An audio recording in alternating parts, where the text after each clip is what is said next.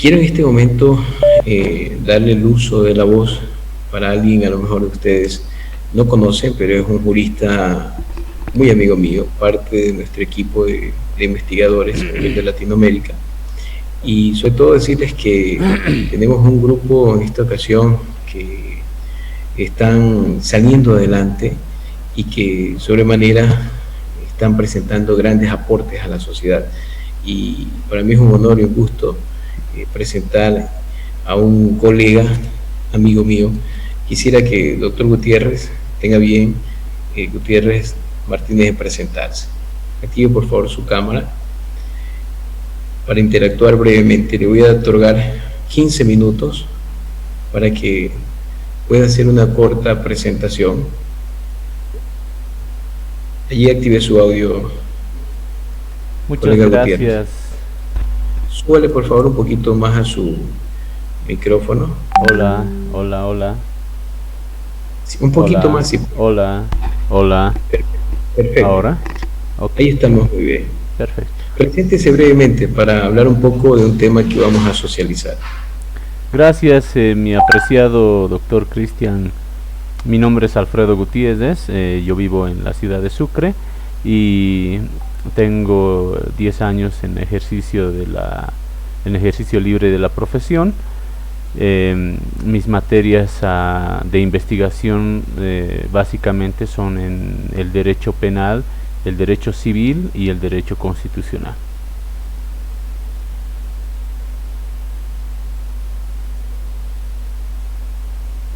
El día de hoy hemos preparado un pequeño ensayo que quiero presentarles, que básicamente va a ser un pequeño adelanto de una gran obra que vamos como instituto y sobre todo como hermanos latinoamericanos a auspiciar. Doctor, háblenos un poco del tema que vamos a proponer el día de hoy. El día de hoy vamos a conocer un instituto jurídico que básicamente me encanta. Es conocido como stare decisis, y pues en otras palabras esto significa estar a la decisión asumida, ¿no?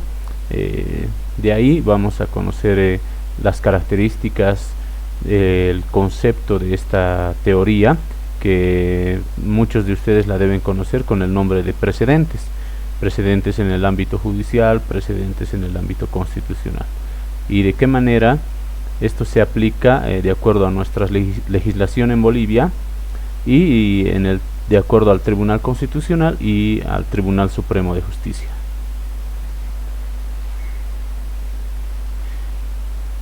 En este desarrollo, doctor, entiendo que ha hecho una pequeña presentación, tiene toda la libertad para un poco explicarnos sobre este capítulo de stare decisis. Y quisiera comenzar un poco a ver si analizamos algunas preguntas. ¿Se puede predecir el resultado de un conflicto jurídico mediante los precedentes? Sí, definitivamente, mi apreciado doctor Cristian. Podemos predecir cuál va a ser el resultado a través de esta teoría del stare decisis. Por ejemplo, si alguien está atendiendo un caso de robo, por ejemplo, un robo a mano armada o un robo con participación de varios autores, entonces con esta teoría se puede predecir cuál va a ser el resultado. Pese a que todos sabemos que la ley del órgano judicial en Bolivia indica que una resolución judicial, por absurda que sea, al ser emitida por una autoridad judicial ya tiene ese carácter legal de validez, pero el debido proceso, como todos ustedes saben, exige que se cumpla con los elementos de la fundamentación y con el elemento de la motivación. Entonces, a partir de ello, nosotros con esta teoría del stare decisis podemos saber si el caso cómo va a terminar el caso, si lo vamos a perder o lo vamos a ganar. El stare decisis en el ámbito constitucional, brevemente, doctor Alfredo. Bueno, el stare decisis, esta teoría, se basa en un principio conocido como seguridad jurídica. ¿Por qué? porque la seguridad jurídica está relacionada con el stare decisis, con los precedentes, porque al nosotros saber cuál va a ser la consecuencia del conflicto, entonces le estamos dando una seguridad al cliente, seguridad a una persona. Le estamos dando a conocer cuáles van a ser las consecuencias de su acto. Efectivamente, este aspecto ha sido desarrollado más profundamente en otros países, pero está relacionado de esa manera con el principio de la seguridad jurídica, porque se tiene una jurisprudencia ordenada, unos precedentes de los casos que se han resuelto ya, y de acuerdo al derecho a la igualdad, entonces la persona que está siendo juzgada ya sabe cuál va a ser la consecuencia de ese caso, el resultado en sí de ese proceso. Uno de los temas, doctor, uno de los temas que más comúnmente se trata a nivel de América Latina, usted lo sabe, el tema de la corrupción, y que aquí hemos hablado bastante del hecho como tal.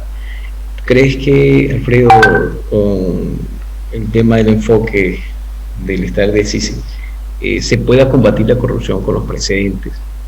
Sí, definitivamente, mi apreciado doctor Cristian. Esta seguridad jurídica que se logra a través de la aplicación de los precedentes y el respeto de los precedentes, pues va a eliminar la arbitrariedad. Como todos ustedes saben, hay un principio denominado interdicción de la arbitrariedad, que básicamente consiste en que la autoridad judicial no va a inmiscuir en la resolución judicial la manera subjetiva de pensar que tiene, su moral, sus convicciones no van a interferir en la resolución judicial. Lo que va a intervenir ahí son aspectos netamente objetivos.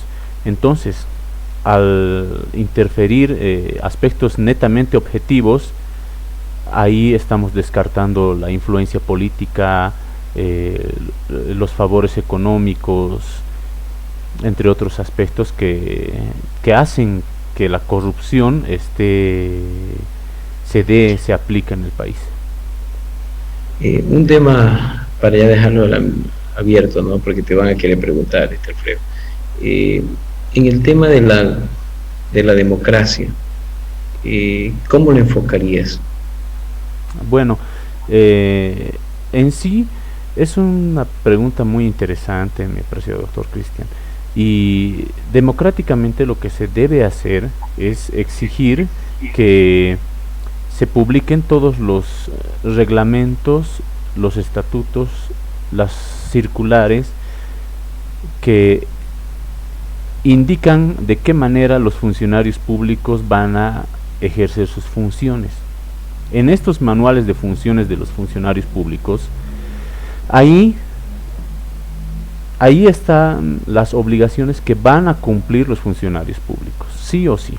Entonces, el gobierno del pueblo, al conocer cuáles son las obligaciones de la autoridad administrativa o judicial, pues no se va a dejar engañar. Porque te pongo un ejemplo, mi apreciado doctor Cristian. En el caso del Instituto de Investigaciones Forenses, al menos aquí en Sucre, es muy difícil conseguir el reglamento del Instituto de Investigaciones Forenses, a tal grado que en el mismo Instituto de Investigaciones Forenses no lo tienen en La Paz. Entonces, ese desconocimiento de las funciones del funcionario público ya genera un aspecto de corrupción, y esto no lo digo yo, lo dice la Corte Interamericana de Derechos Humanos, porque ha sacado todo un libro en el cual decía que el derecho a la información, mientras las personas, el pueblo tenga conocimiento, tenga acceso material a esa información, pues es un aspecto que va a lograr disminuir significativamente la corrupción en un país. En tu país y en toda América Latina, ¿no? Sí. Pero algo más que quisiera, a modo de cierre, ¿cuál sería tu opinión al respecto de esta décisis vertical versus la horizontal. Bueno, Básicamente las bueno, características sí. de la naturaleza. El, yo pienso que sí o sí tiene que aplicarse vertical y horizontalmente, ¿no? Verticalmente en el sentido de que se deben respetar los precedentes eh, emitidos por el Tribunal Supremo y por el Tribunal Constitucional en ese sentido. Y horizontalmente que cada juez, cada tribunal, pues debe respetar los propios precedentes que ha emitido. Es decir, un juez, por ejemplo, de sentencia que ha emitido una resolución en un caso de injuria. Entonces, el siguiente caso de injuria, pues va a tener que resolverlo de acuerdo al precedente horizontal que ha emitido ese propio juez. Pero, mi estimado doctor Cristian, he preparado algunos aspectos y para poderlos explicar más profundamente en cuanto a la teoría del stare decisis. Eso no sé en qué momento lo podemos abordar. Sí, yo creo que tenemos unos 5 o 10 minutos máximo, porque terminamos a las 9, 10 de la noche de Bolivia. Y imagino que tendré que querer hacer algunas preguntas los colegas. Sí, mi duda básicamente iba en ese sentido, porque yo quería tocar el tema de las acepciones, cómo se entiende la teoría del stare decisis, cuál es el concepto, las clases, el precedente judicial, el precedente constitucional en la legislación boliviana y en la jurisprudencia.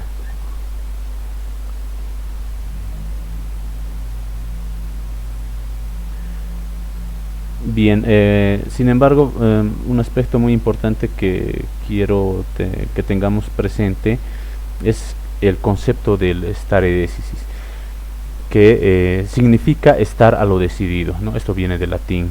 En sí se traduce en lo que es el precedente, el stare decisis. Y precedente, de acuerdo a Martín Orozco Muñoz, es todo evento o decisión previa que se toma como referente para una decisión actual. En palabras de Roxbury, desde una perspectiva amplia, constituiría precedente judicial cualquier resolución o actuación judicial ubicada cronológicamente en un punto anterior en el tiempo precedente a aquel que se tome como referente, concepto más restringido. Parte de dicha resolución que contiene el fundamento normativo del fallo o decisión. Fundamento normativo este al que, siguiendo la tradición, llamaremos la ratio decidendi, y al que concebimos como la norma jurídica establecida en la sentencia o resolución, como fundamento normativo determinante del fallo. Concepto este para el que seguimos reiterando la definición de Cross-Marris citado por Martín Orozco Muñoz. En resumen, y creo que es para concluir, nosotros en nuestro país, en el artículo 15, parágrafo segundo del Código Procesal Constitucional, ley 254, tenemos reconocido el precedente. En este artículo básicamente indica que es obligatoria, tiene fuerza vinculante las razones de la decisión. Las razones de la decisión de las sentencias constitucionales tienen un carácter vinculante del Tribunal Constitucional, eso lo dice el Código Procesal Constitucional. Y en el aspecto del órgano judicial, en cuanto al Tribunal Supremo, hace muchos años atrás se ha dado el primer seminario internacional de jurisprudencia, el año 2002. En esa oportunidad el presidente Eduardo Rodríguez Belcé, en ese seminario indicó que es muy importante y que es un desafío para la Corte sentar en doctrina las bases jurisprudenciales. O sea, ahí ya se hablaba sobre precedentes en materia familiar, en materia civil. Pero si hacemos una interpretación desde el punto de la seguridad jurídica, estoy seguro de que esto se puede lograr. Para finalizar, mi apreciado doctor Cristian, quizás hay otro aspecto importante al cual quiero referirme, es que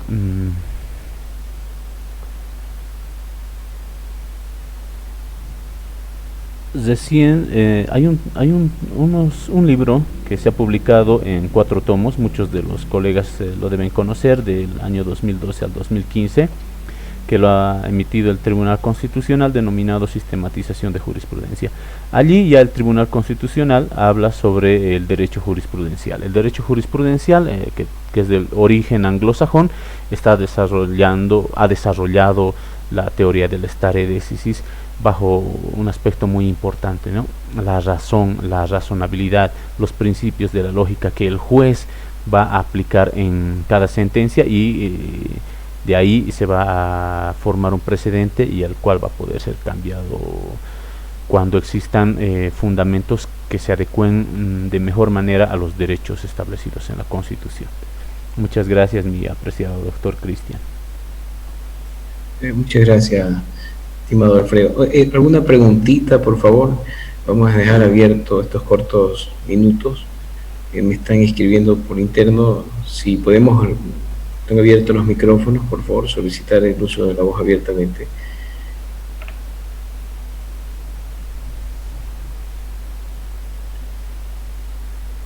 ¿Estaban pidiendo el uso de la voz?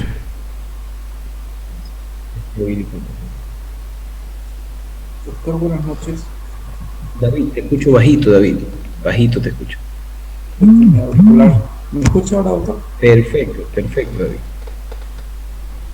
Doctor, con respecto a la teoría que plantea doctor,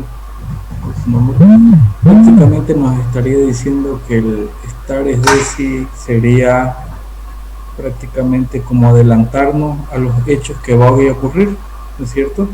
Preveyendo una serie de situaciones de las cuales nosotros podamos salir adelante de acuerdo a cómo se nos viene viviendo. Eso lo entendí, no sé si estoy en lo correcto o no. Sí, mi estimado doctor David Arce, precisamente es eso. En Inglaterra esto se hacía una vez al año y se llamaba The Yearbook, el libro del año. En este libro, que se publicaba en Inglaterra, se compilaban todas las sentencias que han salido en materia penal, en materia civil. Entonces, ¿qué es lo que hacían los jueces ingleses? Los jueces ingleses revisaban el yearbook y encontraban un caso, por ejemplo, en asistencia familiar o en negación de paternidad, y ese caso lo revisaban y veían si la situación, los hechos eran análogos a ese caso. Entonces, cuando eran análogos, ya el juez tenía que seguir ese precedente, respetando el derecho a la igualdad de las partes. Entonces ahí ya tenía seguridad la persona que estaba en litigio de cómo se iba a resolver el caso.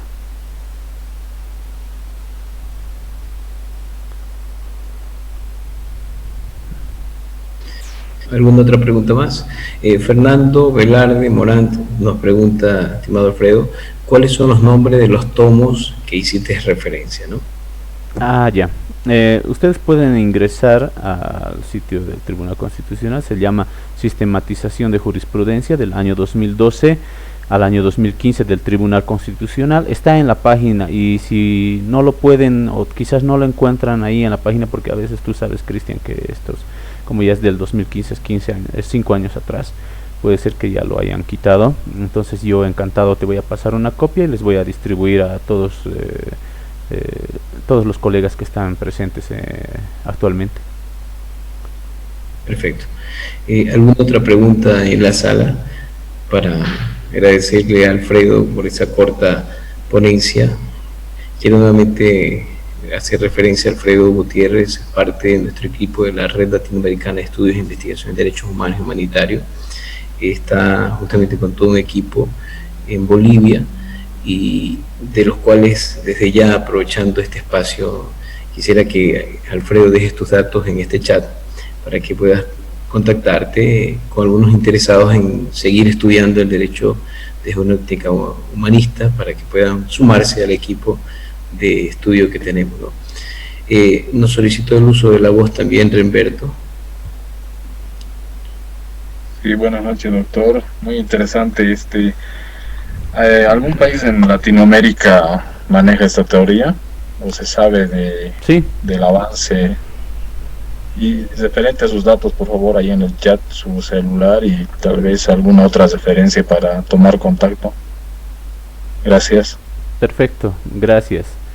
Sí, ejemplos, Perú, por ejemplo, eh, Colombia también.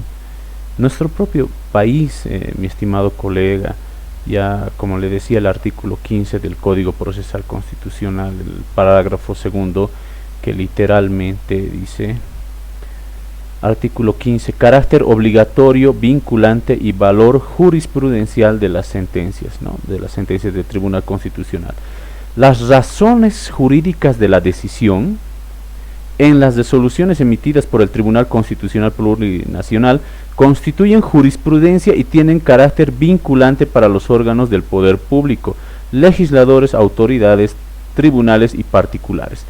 ¿Qué son las razones jurídicas de la decisión? Nosotros las conocemos como ratio decidendi. Las ratio decidendi son esas razones jurídicas de la decisión. Y la ratio decidendi es un aspecto que está contemplado por la teoría del stare decisis.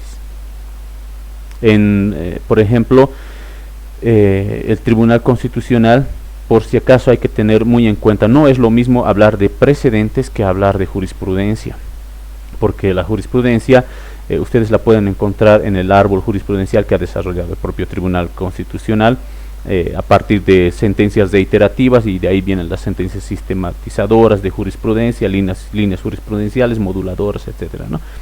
Precedente, sin embargo, puede ser cualquier sentencia, no necesita que esté apoyada en otra como la jurisprudencia. El precedente puede ser cualquier sentencia, no solamente actual. La jurisprudencia, en cambio, va cambiando de acuerdo al contexto social, en cambio el precedente no. El precedente puede ser inclusive de la época de la Constitución abrogada, e inclusive más antes, y puede ser que ese precedente haya desarrollado ese instituto jurídico de mejor manera que una sentencia actual. Entonces lo que nos dice el Tribunal Constitucional es de que esa sentencia tiene un carácter mucho más importante.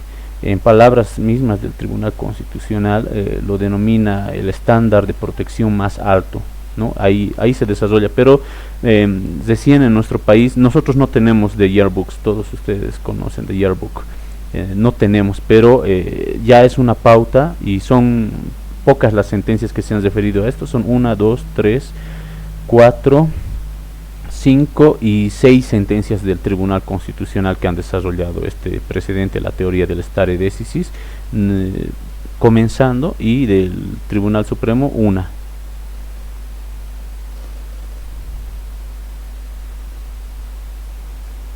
Bueno, quería nuevamente agradecer el día de hoy la jornada. Si no tenemos más preguntas, aprovechando a Alfredo, vamos a declarar por concluida esta jornada. Así que antes de declarar cerrado, les consulto nuevamente alguna pregunta, y hasta tanto, Alfredo, te ruego, pon tus datos en el chat. Ya David Arce te mencionó los de él, para que consideres, dentro de esta estructura que tenemos de la red latinoamericana en Bolivia, sean partes también de este análisis y estudio. Que somos una gran familia a nivel de América Latina, somos más de 8 países que estamos unidos en este proceso académico, y decirles que este proyecto puede ser que termine en un año, la maestría termine en un año, pero el aprendizaje, como ustedes lo conocen y lo vienen sintiendo en carne propia, es un aprendizaje de no terminar, es un camino infinito, y sobre todo decirles que estamos a las puertas, esto recién comienza. Así que, sin más detalles, no sé, las palabras finales, Alfredo. Gracias, mi apreciado doctor Cristian. Estoy muy contento de que me hayas invitado, y hubiera querido hablar más sobre la teoría del stare decisis de acuerdo a cómo se ha desarrollado en los países anglosajones y cómo se está desarrollando en Latinoamérica. En Latinoamérica, en varios países, estamos aplicando el stare decisis, los precedentes los estamos aplicando, aún así a veces sin darnos cuenta, pero estamos comenzando a aplicar eso. ¿Por qué? Porque nos da seguridad jurídica. Te agradezco mucho, Cristian. Gracias. Muchas gracias, Alfredo. Nuevamente a todos ustedes. Esta ha sido